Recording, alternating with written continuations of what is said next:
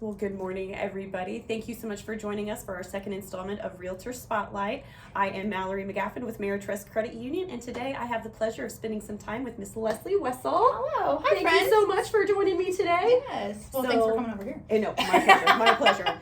Going across the river and through the woods out to the east side. So my first question that I wanted to ask, really just going straight to the meat, what made you want to become a realtor? Oh, I'm a total nerd. Well, we're also live on Wessel Team Wednesday, Wessel Team Home Sales. So we're going both places here because, it's been a minute since I've done that. So I feel like I should do that since it's Wednesday. So what made me become a realtor? Yes. I've been a realtor since I was 20. It's been a minute. Or I've been in real estate since I was 20. My parents were both self-employed, and I was at Wichita State, and I was an entrepreneurship major.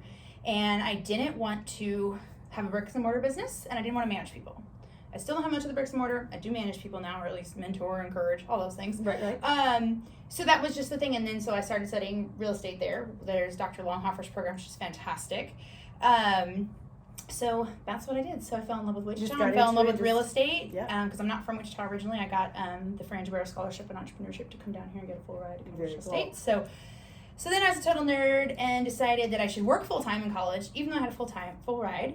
And so I worked for Ritchie Development for 2 years. So I learned a lot. I did. I was under Melinda Carr-Peffley. If anyone knows her, she's fantastic. Shout out to Melinda. Hey, Melinda. So I worked for her and some of her developments, Chestnut Ridge, that kind of thing, and just loved that opportunity. It was I could work full-time, and then Wichita State had night classes because they have such a returning student population. Okay. So I could go to school full-time at night. And so just worked out. Yeah, so I did that my junior and senior year, and then the rest is history from there. There you go. Well, the real estate industry. But that's why. Yes. That's what made me get into real estate, and that was my first opportunity. So thanks to Richie and Melinda. There you go. Well, the industry is lucky to have you. Well, thank you. Some days. So, fun question. Yeah. When you are looking at a house, either maybe personally for yourself or for a client, what is a feature of a home that that's your first? It has to have X, or it has to have. Something. What's a big feature? Well, if it's for my clients, then hopefully I've asked them enough questions to know what's important to them. Right. And that's what I'm looking for. But I'm a good bones kind of girl. Okay. I don't care if it's brand new construction or built in 1888. Okay.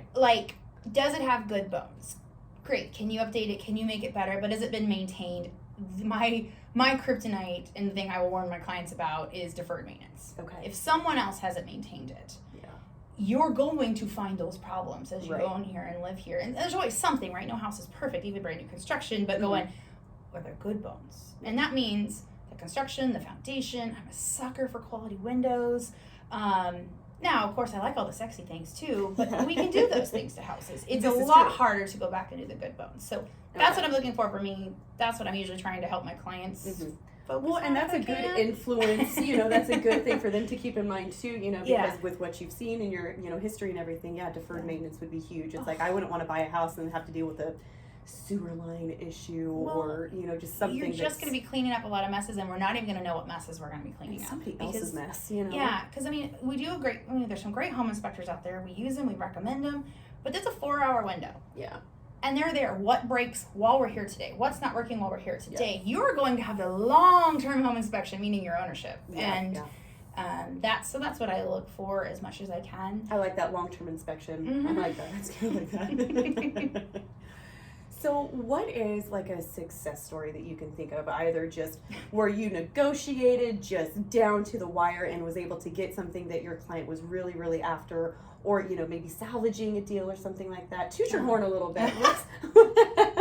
Well, the last couple of years, it's been a sprinting marathon for us, for our clients. So obviously the market's constantly changing, but I think everyone's seeing that there's going to be some bigger changes coming, and that's okay. I've been in real estate since 2004, so I've seen a lot of different markets. So the last couple of years, the successes were our clients getting a home. Yes, getting to the finish line. Just getting one all together. Yep. And so, there's going to be some negatives. There's going to be some wash out of that because we had to make, I say we, but my clients had to make decisions so quickly and had to just basically accept it. A lot of things that in previous markets they wouldn't have had to, maybe in upcoming markets Were you they selling won't have houses to. sight unseen? I think. Not I'm a like lot. looking at Hannah. Like, I don't think we did any sight unseen. Okay. We usually videoed through them, FaceTime through them. Okay. A lot of our clients, and just in general, a lot of our clients are maybe they work remotely or weren't here yet. So the technology should come a long way in that regard. But I was not comfortable with that. I wouldn't be comfortable with that. I wouldn't want to sign off on that. But, so that was kind of the success of the last couple of years. Obviously, but previous to that, we negotiated a lot more things, requests for repairs, offers up front, getting contractors done up front. So we've had a ton of wins for clients over the years, but the wins change. Yeah. And the wins depend on the client. Well, you brought up technology. I think that's a big success story, too, just, as things really started to very quickly adapt, with 2020 and, going into 21 and everything. It's like being able to rely on the video times and the FaceTime, being able to do that to connect clients with the homes and everything. I think that, you just have to adapt to the industry. That technology was there before, and I had done that occasionally. Like clients like, hey, I'm moving here with the military and I'm coming from Hawaii. I can't come here for a home purchase. So we had done some of that. But typically, unless they were never going to be able to come to town, you could wait till they could come to town and still show them live. But when you're having to make decisions in 12 hours and get people out there, we did have to rely on that technology a lot. So I'm walking through the houses when I was doing those kind of like, if I could FaceTime was great because that was instant. If we could video and send it, but it's just, it's just difficult. But I would be trying to describe the smell of the house and those kind of things because it's not just visual. Pictures aren't enough. Video's not enough. Yep. I might be sitting here looking at this pretty thing and they would be looking at the floor because clients do look at different things. So our video tours took a lot longer than our live phone because there's just so much more to describe. And then I still would be like, hey, do you have a family member? Can someone come see this on your behalf? Even if it's once we're under contract, because nothing's done until it's closed. Absolutely. So we always tried to make sure, because my clients lead the process, or I lead the process, my clients make the decisions. Really try to stress that no matter what, even in markets where we had to make decisions very well, it sounds like they're very much in good hands with you there. I hope so. I know so. So as the market, continues to evolve, we're in an interesting interest rate environment right now, and there's really not a lot of homes maybe going under contract as quickly. What advice would you give to somebody that's wanting to look for a house right now? My advice to anyone is homes still sell. Yes. We still need homes. Systems constantly change. This is just the next hurdle. Yes. Most of my clients, the ones that still needed to buy a house, are. It's 7%. Okay, great. So it's not 4. Okay, well that was wonderful while it lasted. Right. That's not here anymore. And they're moving on. They're doing that. And they're doing that decision and going, okay, great. If interest rates drop, great. If not, I'll probably be happy I got this interest rate. Right. Just a perspective. And so I think a lot of my clients have just got there really quickly, probably even almost faster than I did. Yeah. And so, that's just my advice is do what's right for you. Make sure it's still the right home. Can you afford as much as you could? No, I'm sorry. I can't change that. You can't change that. No one can change that. But stay on top of it. But just in the end, make sure it's the right home. Yeah. And make sure it's the right home for however long you need it to be the right home. So, I mean, the advice is still the same.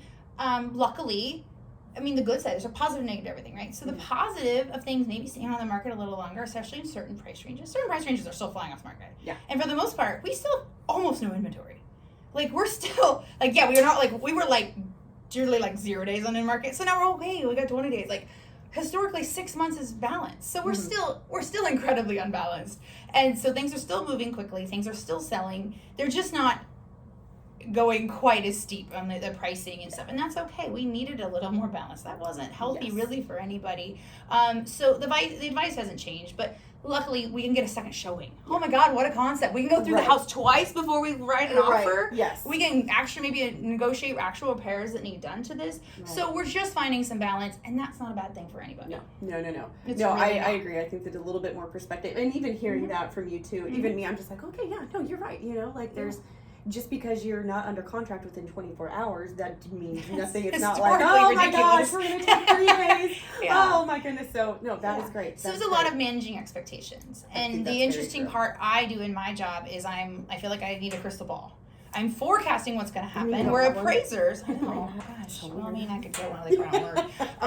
And appraisers, God bless them, but they get to go, hey, here's what historically happened. Yes. And I'm going, okay, here's what historically happened. Let's price your house based on this. But I have to extrapolate and guess and, make the best guess and work with my clients for what works for them. Right. Because I don't make the decisions. I didn't live off the equity. I don't mow the yard. What's going to work for you going forward, and try to make our best guess on what's coming in terms of that stuff. But in the end, it's what is best for the client. Mm-hmm. And some clients go, great, it's great, I'll wait a little bit. Some clients, no, I need to buy. Okay, great. And we're still having that. We've had a great fourth quarter. We have. We've had a great year. And, if there's a little more balance in the market in the long term, that's better for everyone. And we're okay with that because we're in this for the long term. I've been in it, been licensed 18 years, but I've been in real estate 20. I heard you've been in it since 04 according to my notes. So since 04, I was officially licensed. I think shortly after that, but was assistant before that. But this is all I've ever done as an adult, and I'll still be here and helping clients. Well, and it's nice too to be like, hey, I'm going to do this now, and I'm going to be doing this in 5-10 years, and we're just going to, ride this crazy train together. Right. And yeah. That is the best definition of real estate work. This crazy train. We're asking all of our clients to put all their stuff in a box and move it. And I don't care if you're moving next door or across the country, or across the world. Yep. You're putting all your stuff in a box. Yeah. And you're dealing with finances, and it's just a really stressful time. It No is. matter what, even if it's you're moving for the best of reasons. Right. It's You're taking stressful. on a lot. And we just want to be there to help you make decisions, guide the process, and give you our best experience. And that's changing constantly. We're learning every day. There you go. I couldn't have said it better myself. Well, I really, really appreciate you spending some time with me today and providing me some insight and a little bit of history with you as well. So thank you again for doing this, and thank you guys for tuning in once more. You guys have an awesome Wednesday, and we'll look forward to doing this again. Yeah. Thanks, Mal. I appreciate it. Thank you. Love working with you over the years. So. Thank you as well.